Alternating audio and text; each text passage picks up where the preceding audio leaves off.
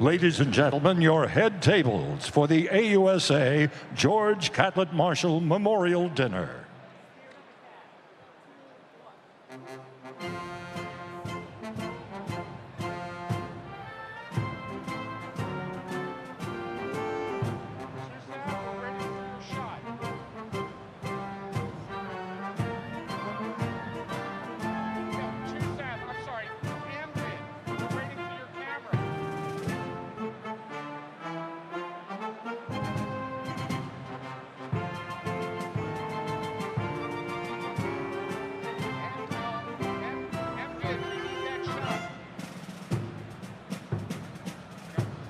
Colonel Dennis Doherty, United States Army retired, AUSA 1st Region President.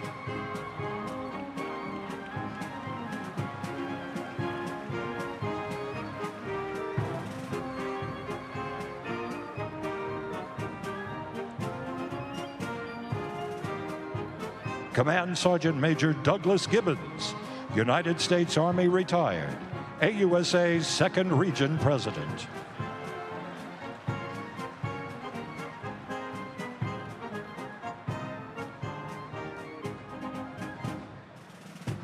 Chris McBride, AUSA 3rd Region President.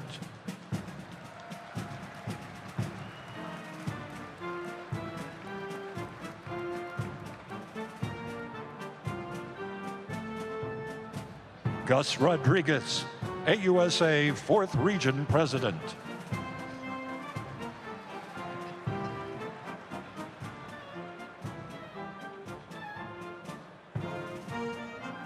Command Sergeant Major Rick Morris, United States Army retired, AUSA 5th Region President.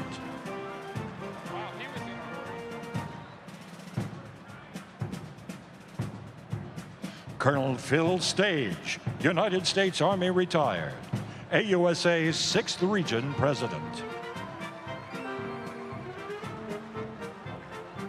Colonel Sam Thiessen, United States Army retired, AUSA 7th Region President.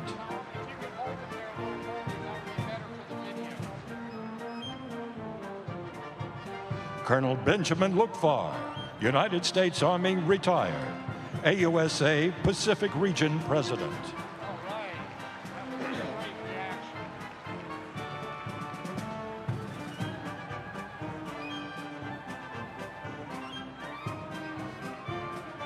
Chief Warrant Officer 3, Anthony Williams, United States Army retired, AUSA European Region President.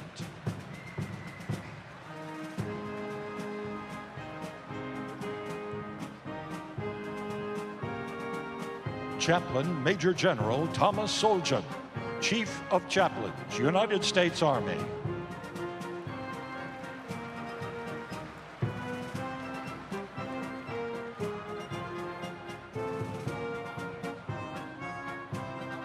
Philip Sakowitz, Jr., AUSA Vice Chairman for Civilian Affairs.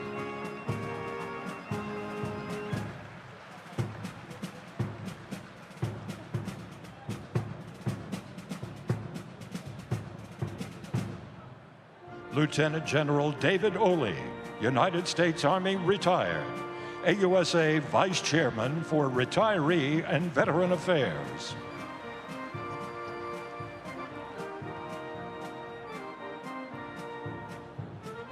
Master Sergeant Leroy Petrie, Medal of Honor recipient, United States Army retired, AUSA Council of Trustees.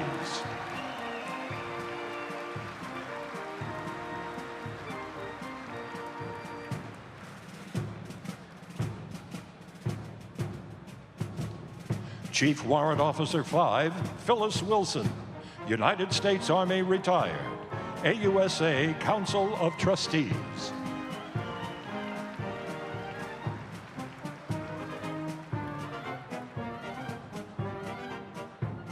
Mitch Snyder, AUSA Council of Trustees.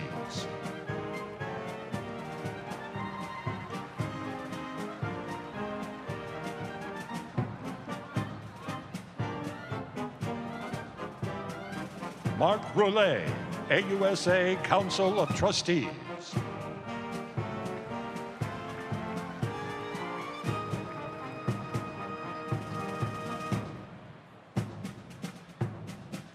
Andy Hove, AUSA Council of Trustees.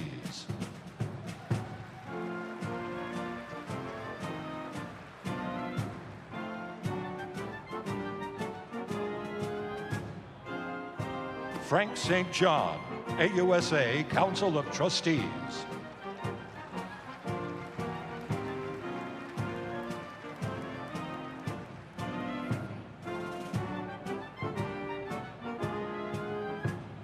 Major General Patricia Hickerson, United States Army, retired, AUSA Council of Trustees.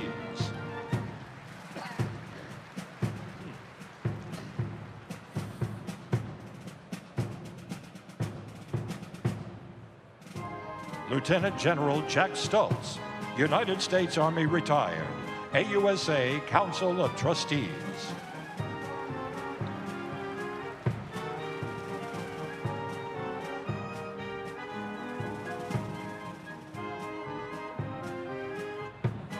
Lieutenant General Larry Jordan, United States Army, retired, AUSA Council of Trustees.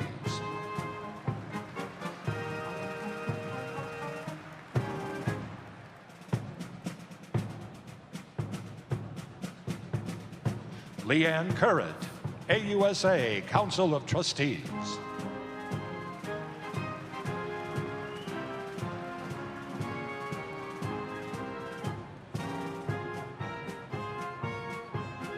Sergeant Major of the Army, Michael Grinston.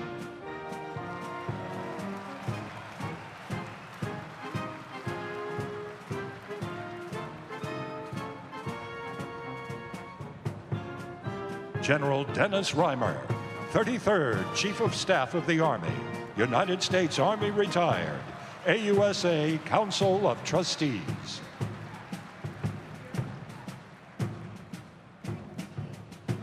The Honorable Rudy De Leon, AUSA Council of Trustees.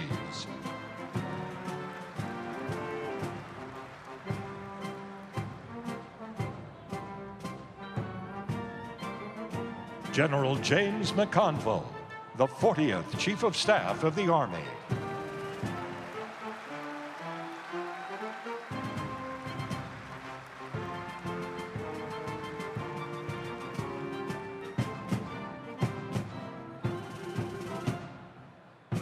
The Honorable Ryan McCarthy, Secretary of the Army.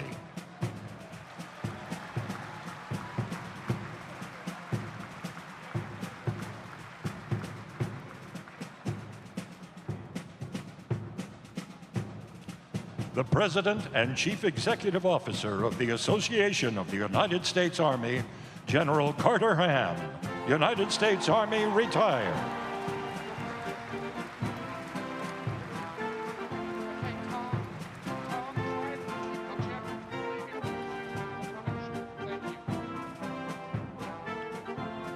Ladies and gentlemen, the 2019 awardee of the George Catlett Marshall Medal and our guest of honor, General Martin Dempsey, the 37th Chief of Staff of the Army and the 18th Chairman of the Joint Chiefs of Staff, United States Army, retired.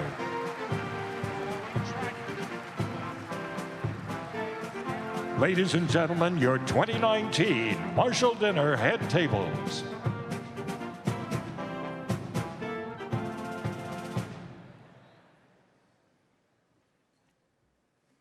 Holy shit, there's a lot of people here tonight.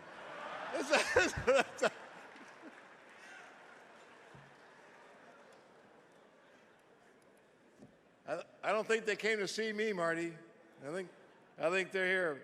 Hey, we're really thrilled that you're here for the 2019 General George C. Marshall Medal presentation. Please remain standing for the presentation of the colors, our national anthem, and the invocation by the Army Chief of Chaplains, Chaplain Soldier.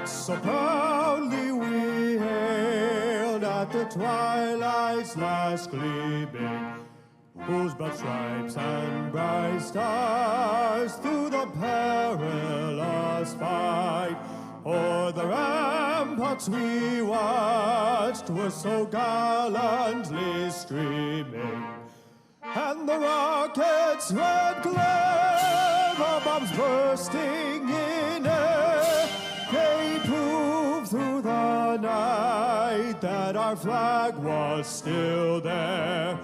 Oh, say does that star-spangled banner yet wave o'er the land of the free and the home of the brave?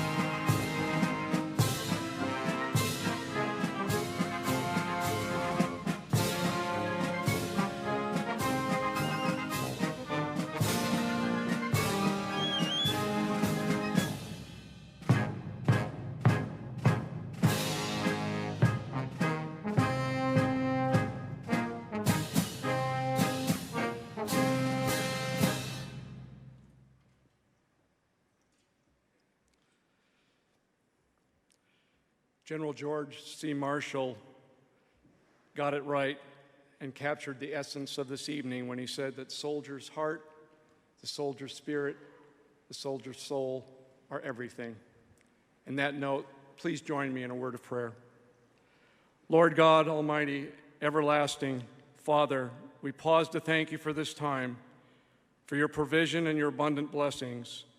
Thank you for the inspiration of those who have gone before us, and help our leaders as they guide the Army into the future. As we care for soldiers and families, help us to understand the essence of leadership that brings hope and life to the soul of the Army. Since the founding of our country, men and women have fought to secure the liberty to which you have called us.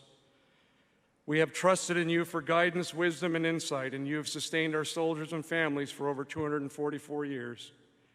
Continue, Lord, as you have since the founding of our country, to fortify the Army, to protect and defend our republic, and ensure victory for years to come.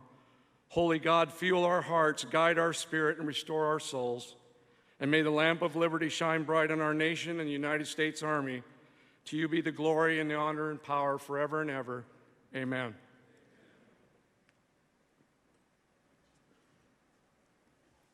Thanks, Chaplain Soldier. Ladies and gentlemen, please be seated.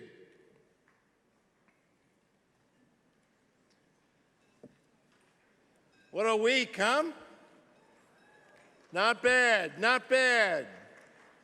General McCuistion and her team report that over the past 3 days, we've had well over 32,000 people attend the AUSA annual meeting. That's a big number.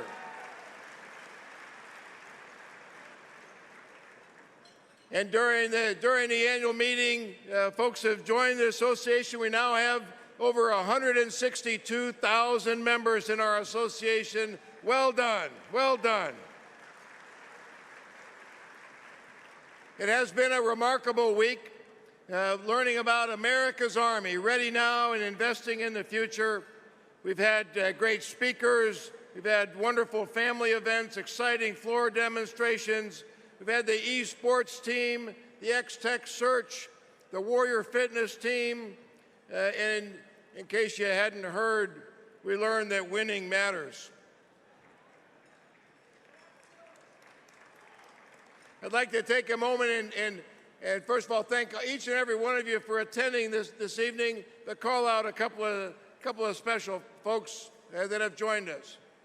We are truly honored this evening to have 3 recipients of our nation's highest award for valor, the Medal of Honor: Lieutenant General Robert Foley,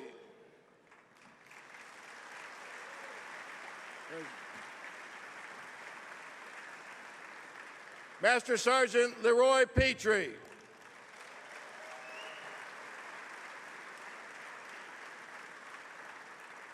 and Staff Sergeant David Bellavia.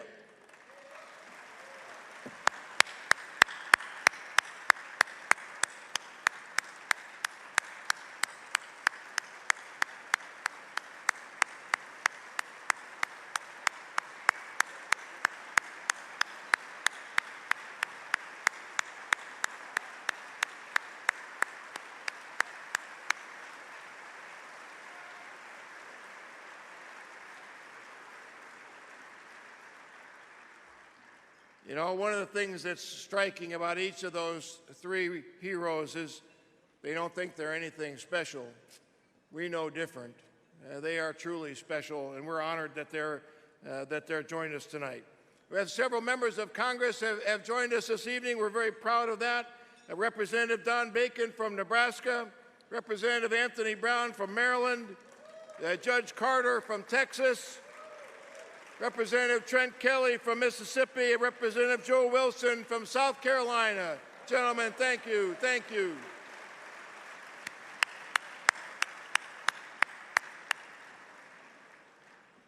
A number of the former secretaries of the Army have joined us: the Honorable Louis Caldera, the Honorable Patrick Murphy, and the Honorable Robert Spear. Gentlemen, thanks for your continued leadership.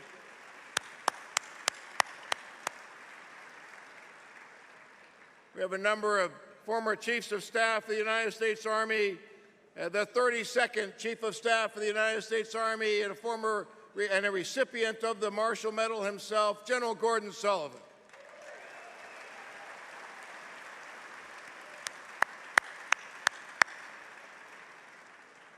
I'm told that General Sullivan knows a little bit about AUSA.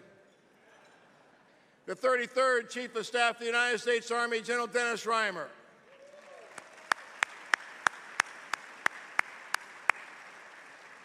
The 34th Chief of Staff of the United States Army and the 7th Secretary of Veterans Affairs, General Eric Shinseki.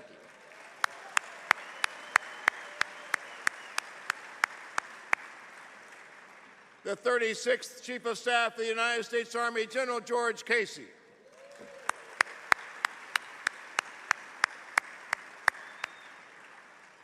And once again, the 37th Chief of Staff of the United States Army, General Martin Dempsey.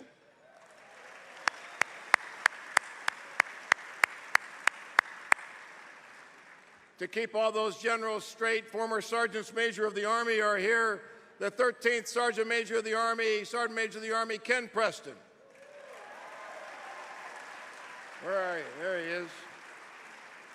The 14th Sergeant Major of the Army, Ray Chandler.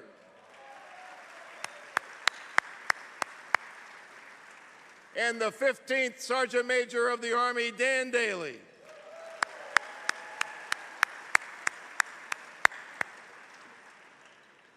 I'm told that the happiest guy in the room tonight is Ray Chandler because he's no longer the junior former Sergeant Major of the Army.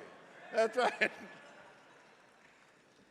I'd also like to thank, after this extraordinary week, take the prerogative of being at the podium and thank the AUSA National Staff, General McQuistion, General Swan, Sergeant Major of the Army, Preston, and their extraordinary teams for putting together an absolutely wonderful week. Thank you for that.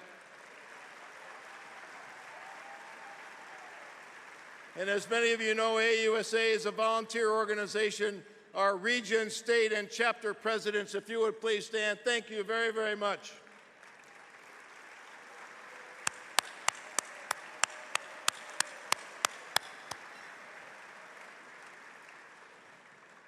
If you were here last night at the Gary Sinise conference or concert, you knew you had a great time.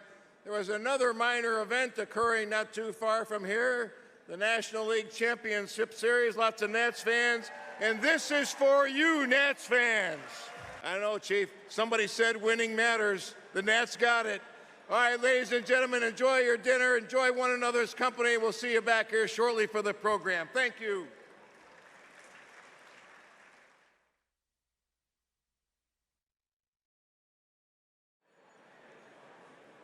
Good evening, and once again, welcome to the 2019 George C. Marshall Medal Awards dinner for a wonderful evening. Hey, how about a hand for that wonderful staff, the Convention Center staff, a wonderful meal.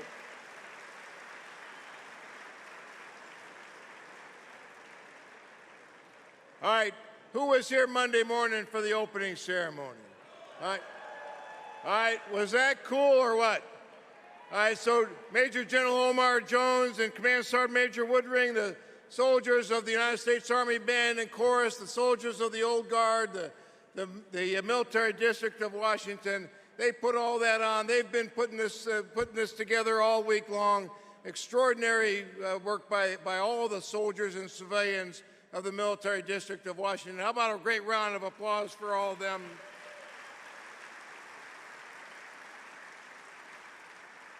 A special thanks to Brigadier General Amy Hanna and the Office of the Chief of Public Affairs and her team for all they've done over the past many months in preparation for tonight. A great team. And the two, President Company accepted, the two hardest working people at Headquarters DA, Lieutenant General Walt Pyatt, the Director of the Army Staff, and Miss Kathy Miller, thank you for extraordinary support to make this so successful. Really is a family effort and a team effort, and we thank everyone for that. Well, as you know, we are assembled here this evening, united in our love of country and the profession of arms, concerned about America's security and its role in maintaining stability and peace throughout the world. We take inspiration from the highest qualities of statesmanship and leadership which have been evident and present in the thoughts and actions of General of the Army George Marshall, to whose enduring memory this dinner is dedicated. As we look back at some of the distinguished citizens who have received the Marshall Medal, we're encouraged by their example in guiding our great nation and our Army through arduous times. Names like Eisenhower, Bush, Powell, Brokaw, Scowcroft, Becton, Albright, Sullivan, and the American soldier. These recipients distinguished themselves as presidents, as statesmen, ambassadors, cabinet secretaries, generals, and countless generations of soldiers, patriots, one and all.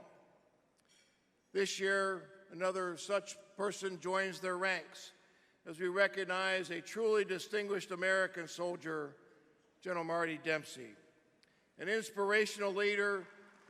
Absolutely right.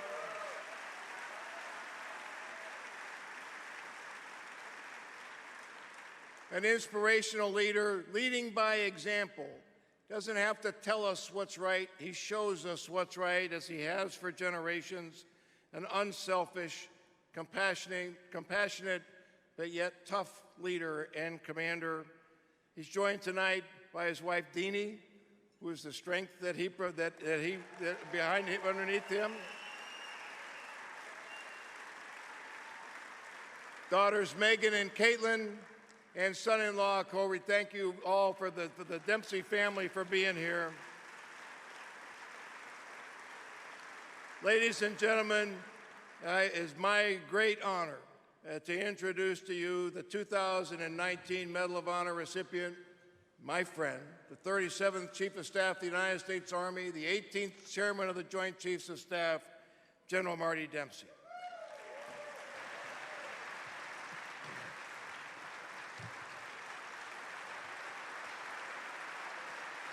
Would General Dempsey and Mr. De Leon please join General Ham at the podium?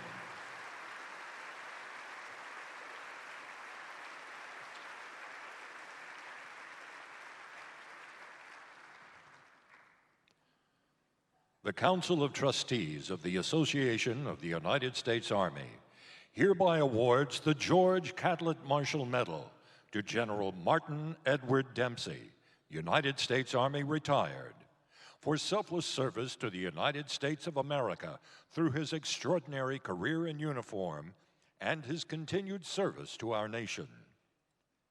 Admired for bluntness, vision, and character, General Dempsey exemplified wise, steady, and conscientious leadership during more than 4 decades in the United States Army. He commanded at the troop, battalion, regiment, division, and combatant command level, accumulating 42 months in combat during Operation Desert Storm and Operation Iraqi Freedom. His roles became ever more demanding, including serving as the 37th Army Chief of Staff in an appointment that lasted only 149 days because he was quickly selected to serve as the 18th Chairman of the Joint Chiefs.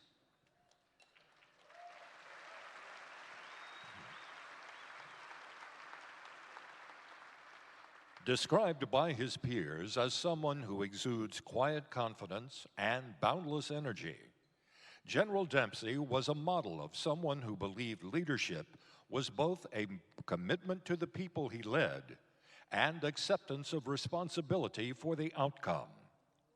He was a strategist who knew how to focus on choices and consequences, a leader who emphasized the value of duty, and a humanist who displayed how trust and humility were invaluable traits.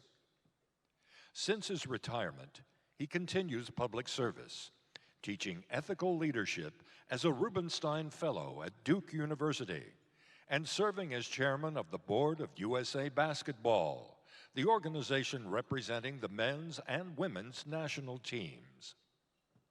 In his own words, "The best leaders help us use our time to reach beyond ourselves."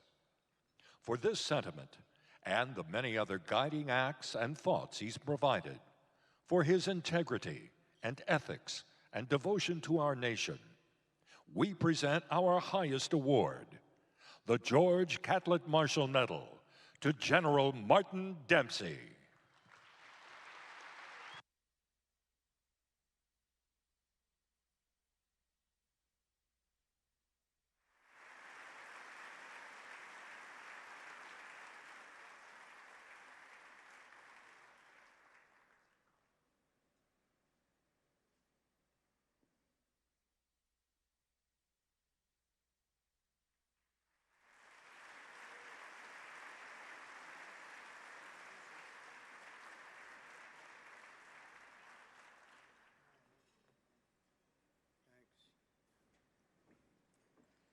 You know, thank you, by the way, Carter, thanks so much, and Rudy, thank you so much for the honor. Thank all of you for turning out tonight. But I am kind of self-aware. If the Nats hadn't won last night, I might be looking at half of the number of you in this audience.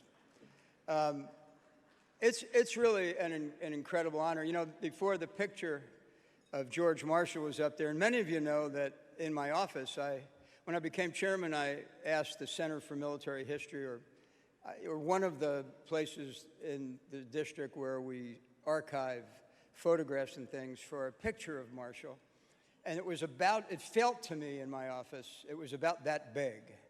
And I would often sit at my desk, and you know how certain photographs can be a little bit deceiving and unnerving, and they feel like they're looking at you. And I honestly always had the feeling that Marshall was looking at me. And I couldn't tell whether it was a look of admiration, disdain, or disbelief, but I did have the feeling that he was looking at me. So this particular award means a great deal to me. I want to start by thanking, Carter, you and your team, you and Christy both personally, because you've always been so kind to Deanie and I and to our family. We've been good friends through the years. I will tell you, when I retired, I intentionally moved to North Carolina. Where's my North Carolina table?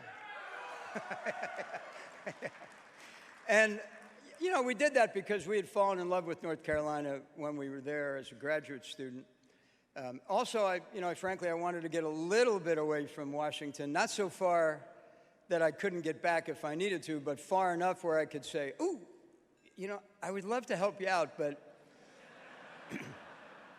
And then I went off the grid for a while, but one day, I think it's at least 6 months ago now, when Katie, my daughter, is my executive assistant, which is really another way of saying firewall. And one day she said, hey, General Ham wants to talk to you. And I thought, shit, he found me.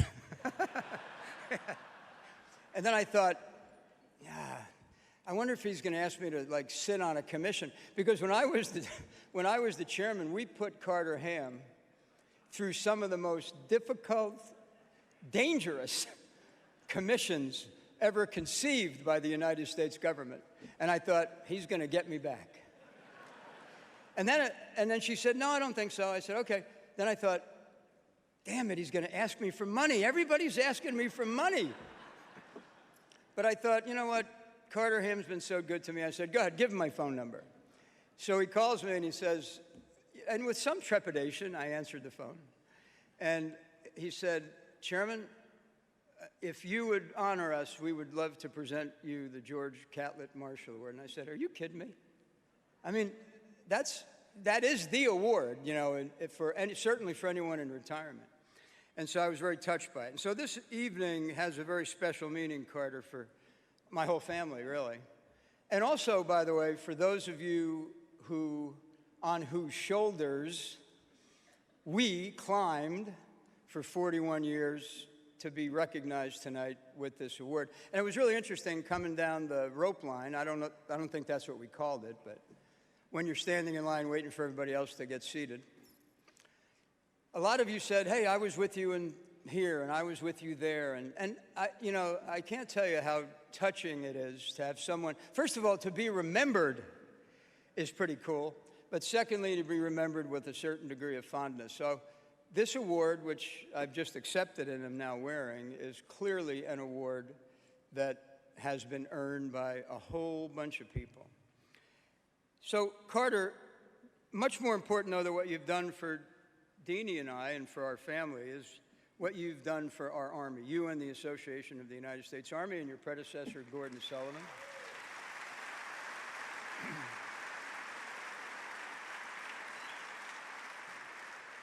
AUSA has been an incredible combat, we call it combat multiplier for our Army through the years. And look, I'll be honest with you, I think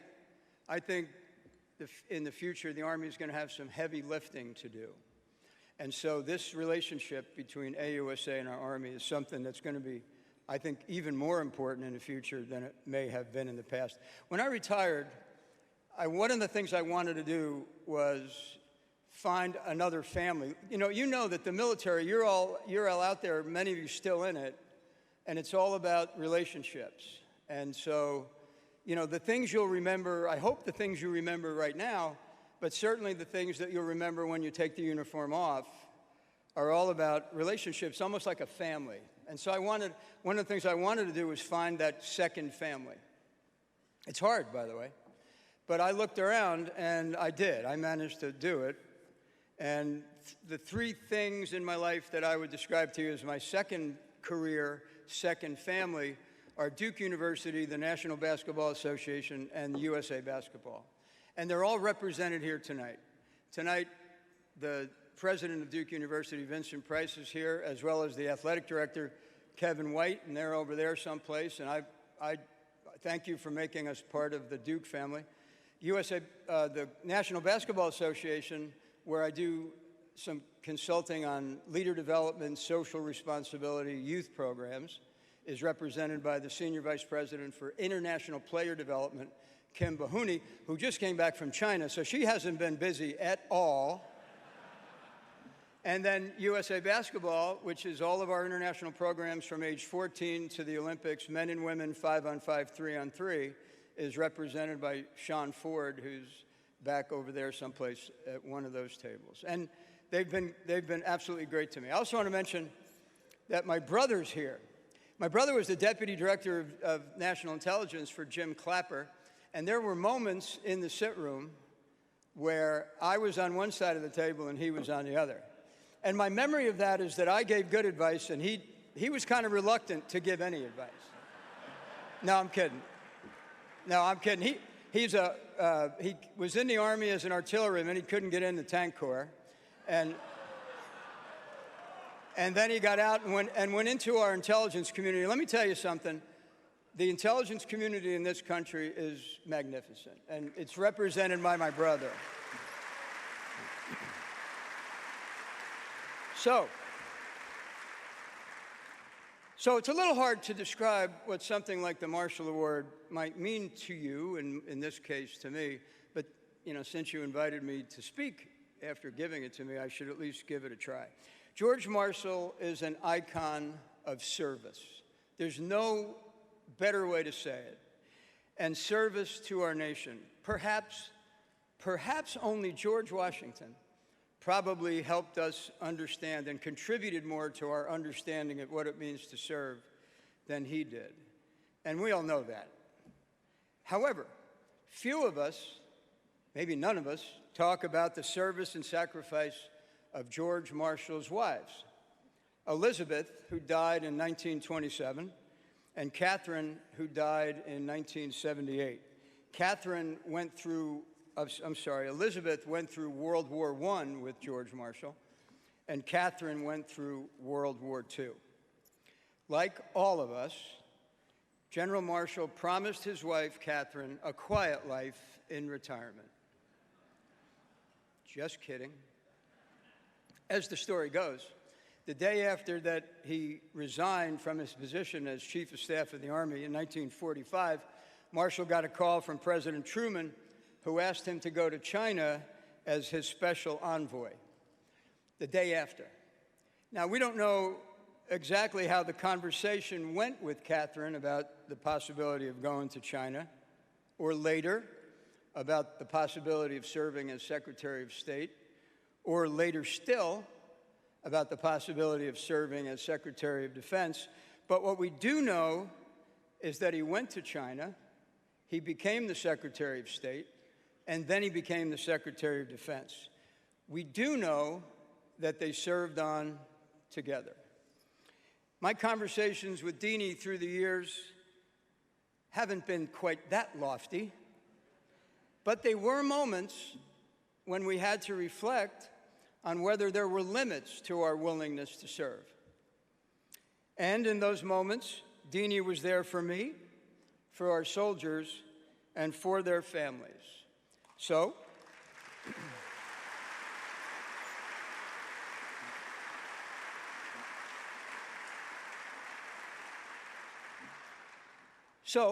I accept this award, fully aware that without Deanie, I wouldn't be standing here tonight. Thank you, Deanie. I love you.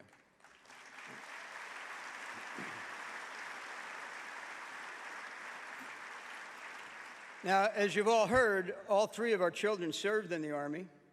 Our son, Chris, is currently deployed with his tank battalion, 166 Army, the oldest tank battalion in the United States Army. But our two daughters, Megan and Caitlin, are here. And I want to thank the two of you and Chris in absentia for what you've done to support your mom and I through these years of service. And here's what it reminds me of. We really accomplish very little in our lives by ourselves. That's part of what the George Marshall Award means to me. Just last spring, I became aware that the last player chosen in the NFL draft, number 254, is called Mr. Irrelevant. This is true. You can Google this. Thank God for Google. It's done good-naturedly, of course, but it got me to thinking about one of the things that makes me most proud about our Army. In our Army, no one is irrelevant.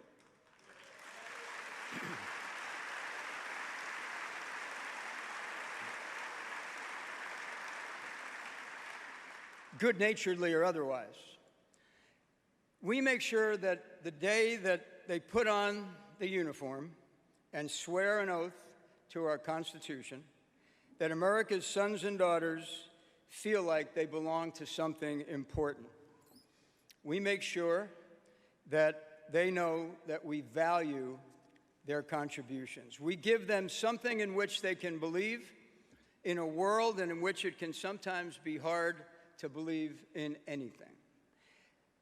That may very well be our most important contribution to the nation. And that's part of what this Marshall Award means to me. When President Truman asked General Marshall to remain in Washington, D.C. and forego the opportunity to lead the invasion of Normandy during World War II, Marshall replied simply, "I will give you the best I have." He would give that same answer 3 more times in his career. The best we have. That's what our country needs. That's actually what our country deserves. Bloom where you're planted, my Irish immigrant grandmother told me long before I put on the uniform. When she said it, I don't think I really understood exactly what it meant. When I first stood on the grassy expanse called the Plain at West Point in July 1970, I began to understand it. Here's the point. We don't expect perfection of those who serve in our Army, but we do expect perfect effort. And that's part of what this Marshall Award means to me. I was at a battalion change of command ceremony recently, and in her remarks, the incoming battalion commander had this to say to those she was about to lead. "I'll provide the guidance, tireless effort, unwavering support, and the resources you need to do your jobs. All I need you to do is care." That really stuck with me. Is it possible that everything we need to do comes down to that? Something as simple as caring? Actually, I think it does. The best soldiers and the best units that I've ever seen are the ones that care the most. They care about the mission. They care about protecting the innocent. They care about each other. They care about their reputation. They care about their families. And that's part of what the Marshall Award means to me.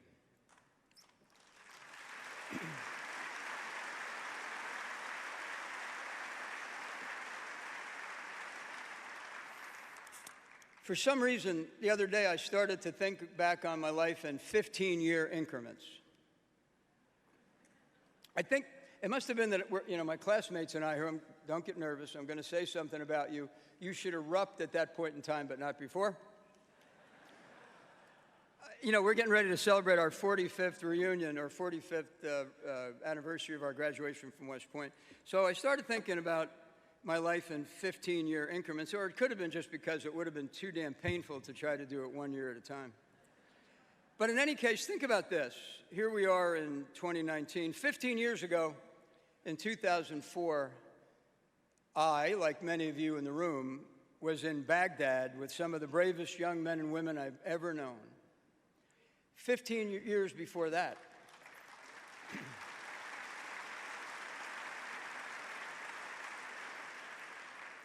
15 years before that, in 1989, I was in Germany when the Berlin Wall came down, and the Soviet Union right along with it.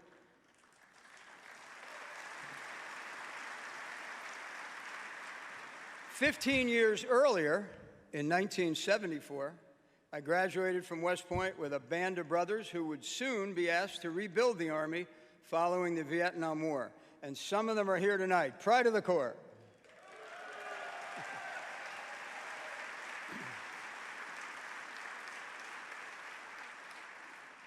15 years before that, in 1959, President Eisenhower began working on the famous farewell address that he wouldn't give until 1961. It went through 21 drafts, and it was in that farewell address that he warned the nation about the military-industrial complex. More about that in a moment.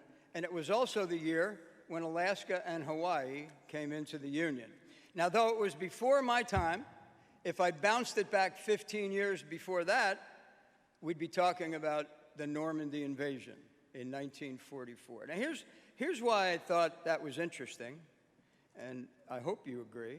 When I thought about the passage of time like that, it all seemed like a blink of an eye.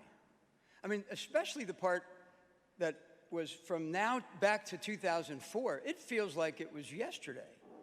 So, What about 15 years from now? If my quantum leaps backwards seem to pass so quickly, I have to assume that the next 15 years are going to pass pretty quickly. To 2034. Now, I know, 2034. Imagine the changes that we'll see in the next 15 years, 2034. And here's the question for us all. Will we be ready? So here's my answer. In my judgment, the answer is yes, but. Back to Eisenhower's warning.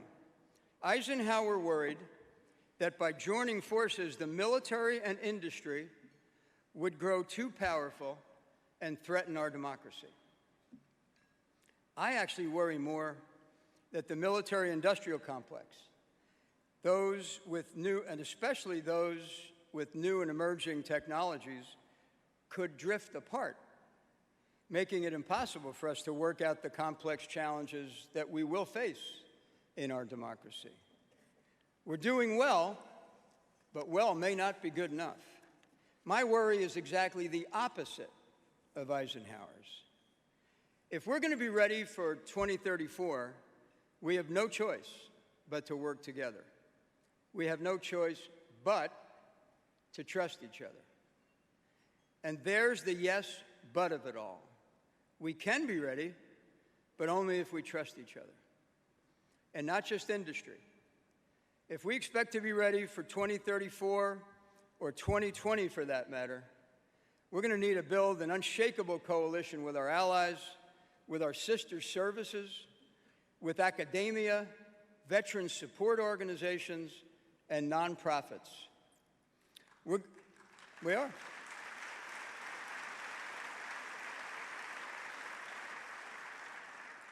We're going to need to build broad and deep public-private partnerships so that we can see, understand, collaborate, and execute better and faster than our potential adversaries, whether those adversaries are nation-states, rogue groups, natural disasters, injuries, illnesses, or disease.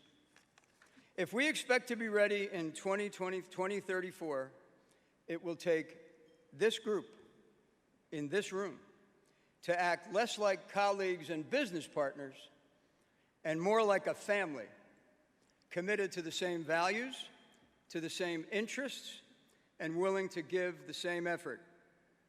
So it comes back to this. If we're going to ask perfect effort of our soldiers, then they deserve perfect effort from us. And that's part of what the Marshall Award means to me.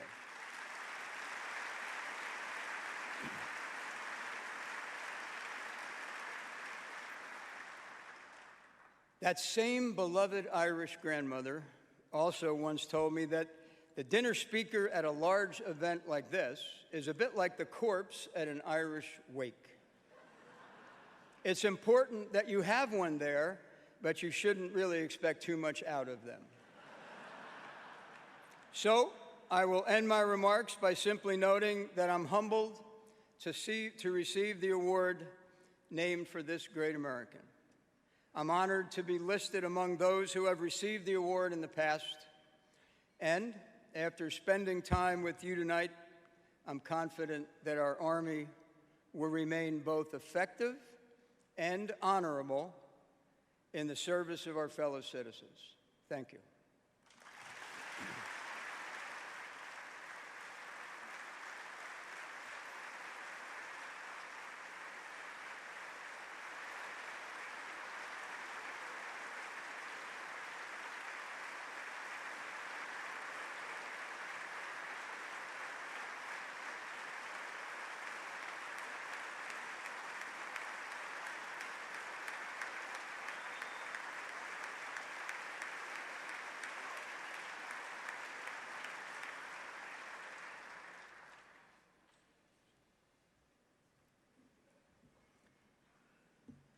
General Dempsey told me at dinner that he was asked recently, how would you define success?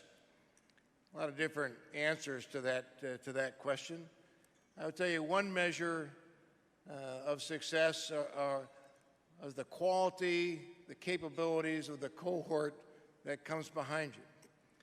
And I got to tell you, Marty, that I and many in this room were shaped by you, by your example of selfless service, your example of living by the Army values, your example of being a leader of strong character, and I suspect George Catlett Marshall is proud tonight. Thank you very much.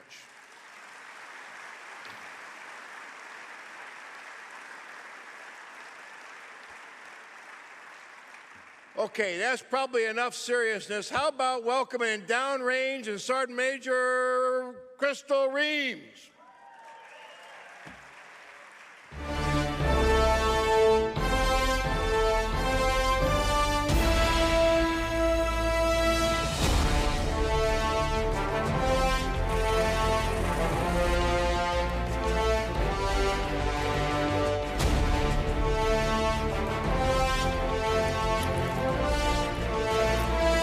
I'm General Marty Dempsey, 18th Chairman of the Joint Chiefs of Staff. I just dropped in to say, go Army, beat Navy. I've been in the Army 40 years. I didn't join the cavalry to be cool. I didn't become a tank commander to make a statement. I just liked it.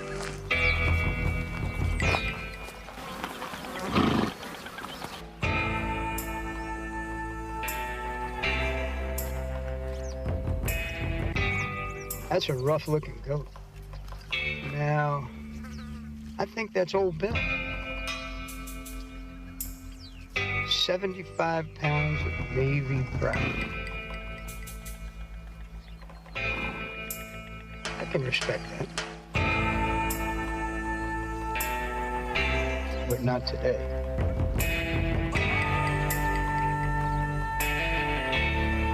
Step aside, Old Bill.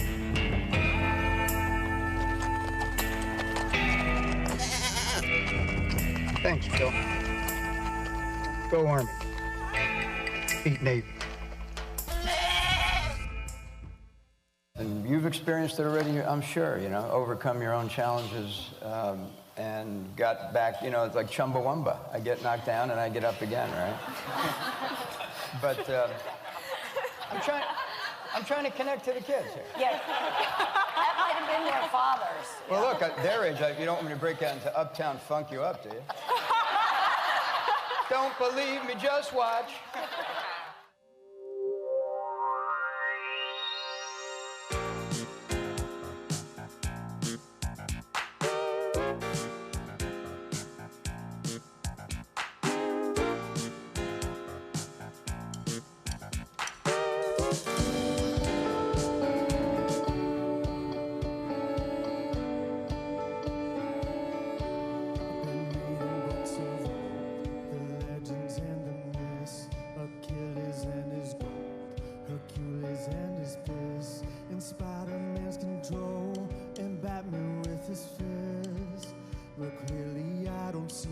Upon that list, she said, where'd you wanna go? How much you wanna risk? I'm not looking for somebody with some superhuman gifts, some superhero, some fairy tale bliss, just something I can turn to, somebody I can kiss. I want something just like this. Do-do-do-do-do, do-do-do-do-do, do-do-do-do-do. Something just like this. Do-do-do-do, do-do-do-do, do-do-do-do. Well, I want something just like this.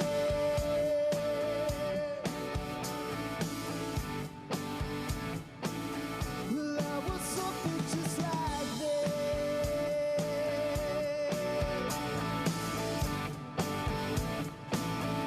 I've been reading books and gold, the legends and the myths, the testaments they told, the moon and its eclipse, and Superman unfolds a suit before he lives.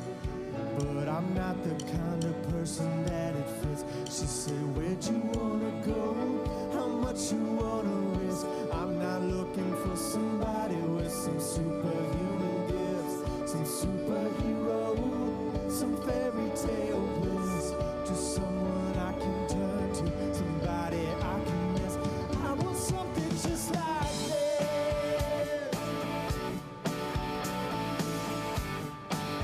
Yeah, I want something just like this.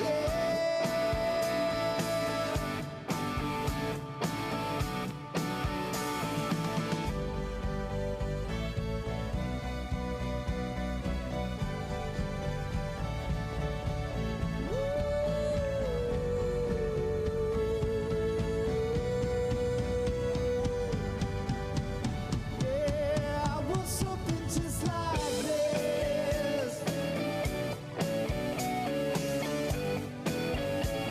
Oh, I want something just like this.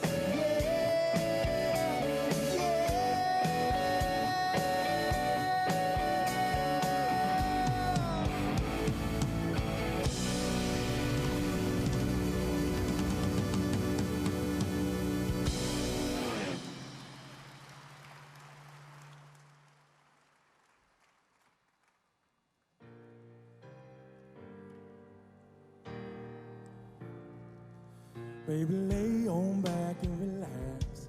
Kick your pretty feet up on my dash. No need to go nowhere fast. Just enjoy right here where we are. Who knows where this road is supposed to lead? We got nothing but time.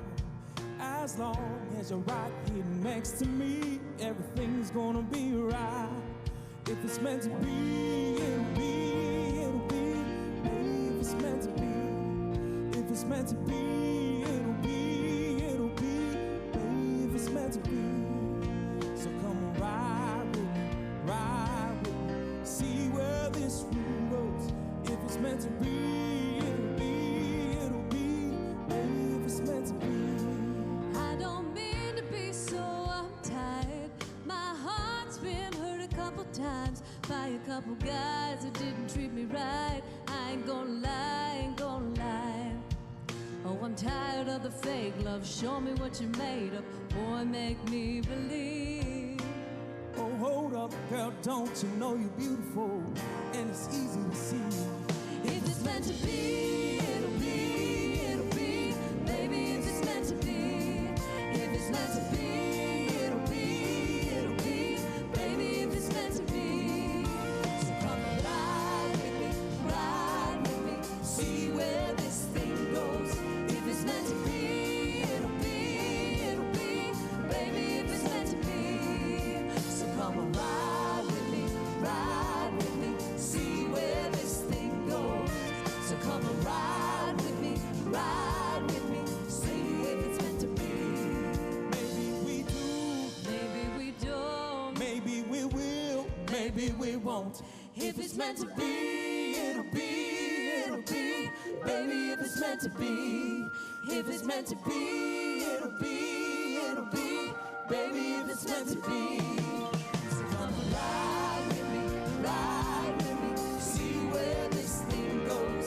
If it's meant to be, it'll be, it'll be.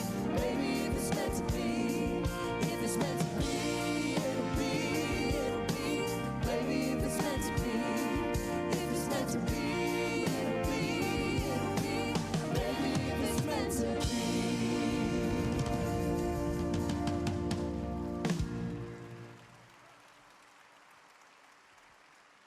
Would you like to hear him sing a song, and could we prevail upon you to end with me?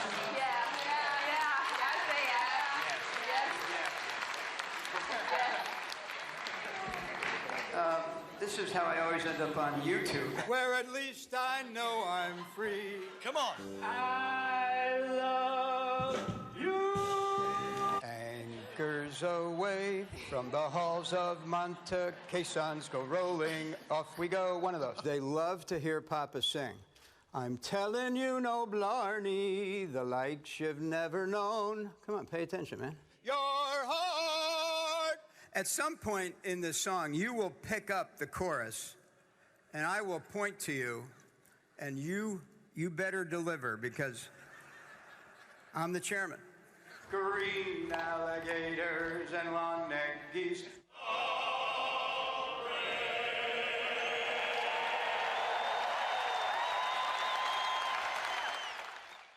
So, sir, we thought it was only fitting to ask you, since you're the singing general, maybe you would grace us with a song?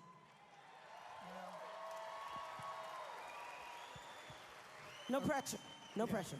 Now, I'm retired. There is no pressure. I do want to say two things. One is you probably saw some of the young TAPS kids in the picture, and I should have mentioned that I really have 4 new families in my life, because number 4, which is really number 1 in our hearts, is TAPS, the Tragedy Assistance Program for Survivors, and Bonnie Carroll. Where's Bonnie? And you remember I said about the public-private partnerships? These nonprofits do things that we just can't do ourselves. The government cannot do it.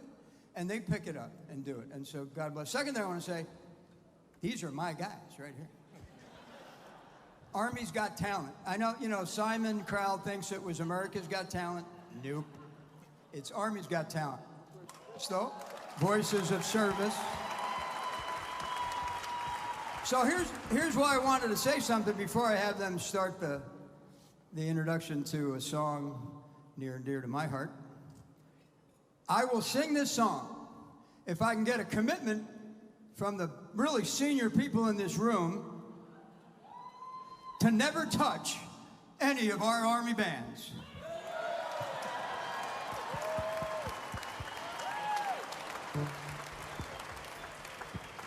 Now, you remember I said that I don't have any pressure? He does. No, I know sometimes the budget gets tight, but I got to tell you, God help us, God forgive us if we ever do away with the soul of our Army, and oftentimes that's our bands. So let's sing something. I want to sing something to try to help overcome this hostile takeover of the Army by people from Boston. Let's do it.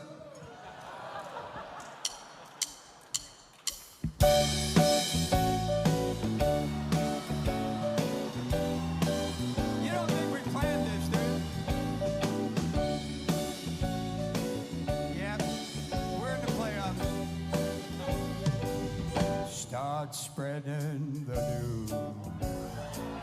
I'm leaving today. I want to be a part of it. New York, New York.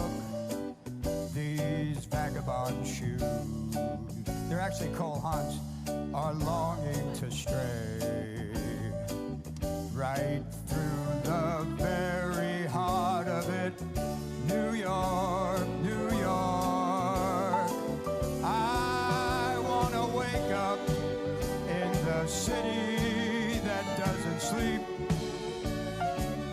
and find I'm king of the hill, top of the heap. These little town blues are melting away. I'll make a brand new start of it in old New York.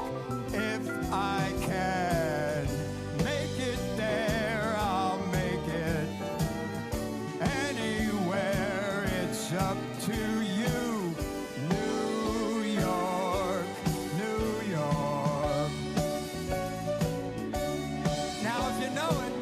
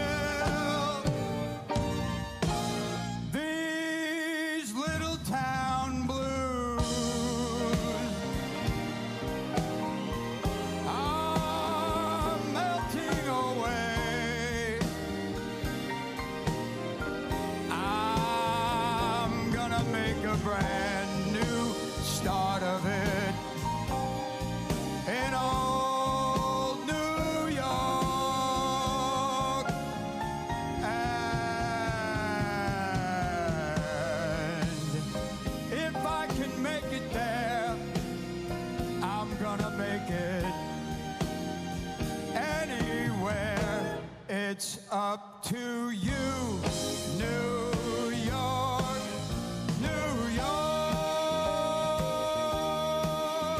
New York.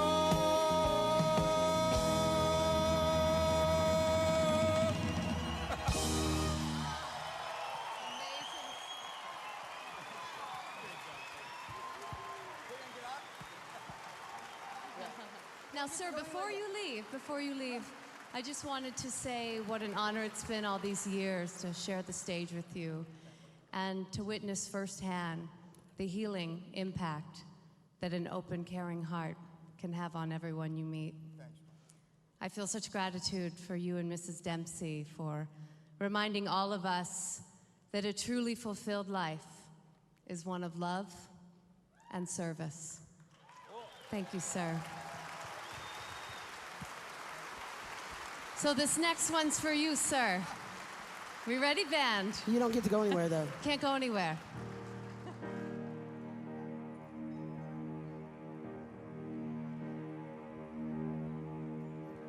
Of all the money and air I've had, I spent it in good company, and all the harm I've ever done, at last it was but none to me. So fill to me the parting glass and drink a health whatever before, and gently rise and softly call, good night and joy be to you all. Of all the comrades that e'er I had, they're dying for me till to stay, and all the sweethearts that e'er I've had, they'd wish me one more day to stay. But since it fell unto my lot that I should rise and you should not, I gently rise and softly call, good night and joy be to you all. So fill to me the parting glass and drink the health whatever befalls, and gently rise and softly call, good night and joy be to you all.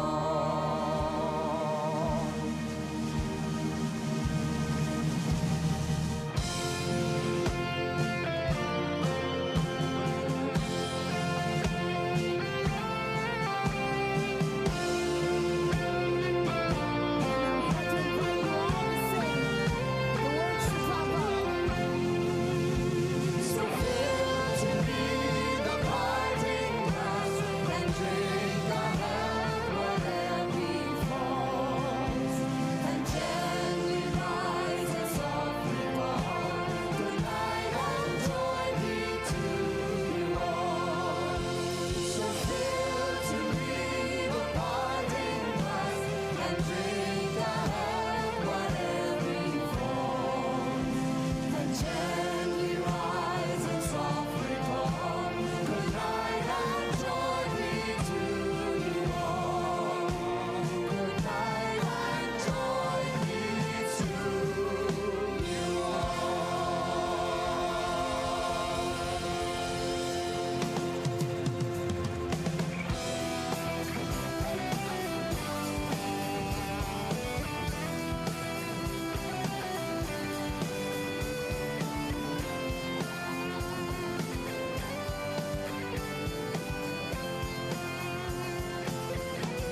Ladies and gentlemen, the U.S. Army downrange.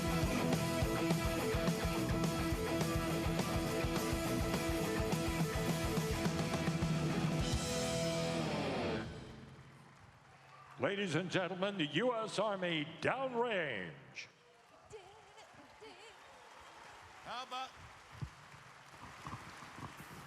How about that? Hey, General Sullivan, I don't remember you singing like that when you got the medal.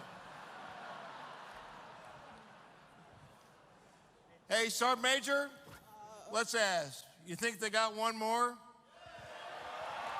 Sergeant Major, you got one more? We always have one more, sir. Okay, thank you. Downrange.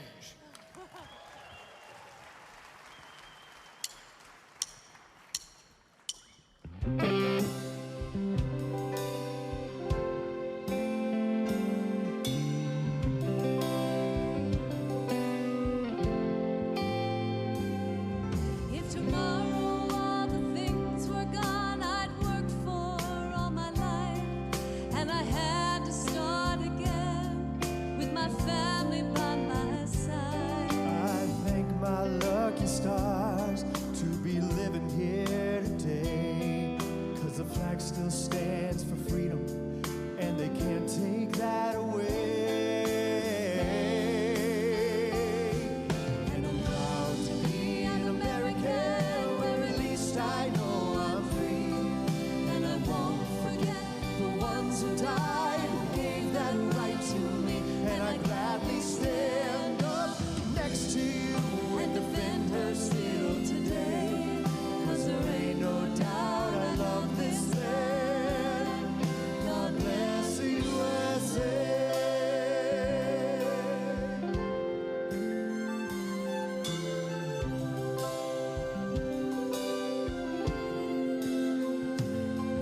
From the lakes of Minnesota to the hills of Tennessee, across the plains of Texas, from sea to shining sea, From Detroit down to Houston, New York to LA, there is pride in every American heart.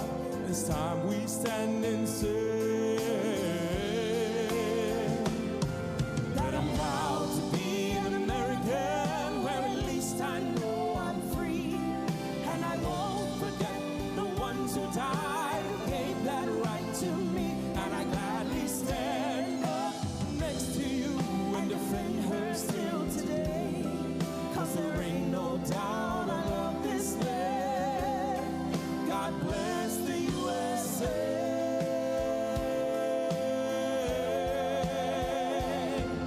And I'm proud to be an American, where at least I know I'm free. And I won't forget the ones who died, who gave that right to me. And I gladly stand up next to you and defend her still today. 'Cause there ain't no doubt I love this land. God bless the USA.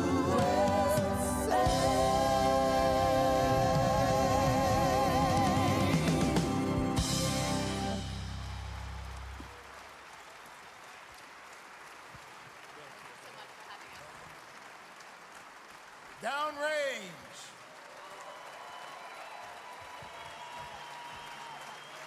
Truly awesome, truly awesome. Okay, all right, Mr. Secretary, Chief, SMA, that's it. All right, that's the annual meeting 2019, but guess what? It's less than a year. Be right back here, October 12th through 14th, 2020 for AUSA 2020. All right, let's close this out with our song. Please join in our song.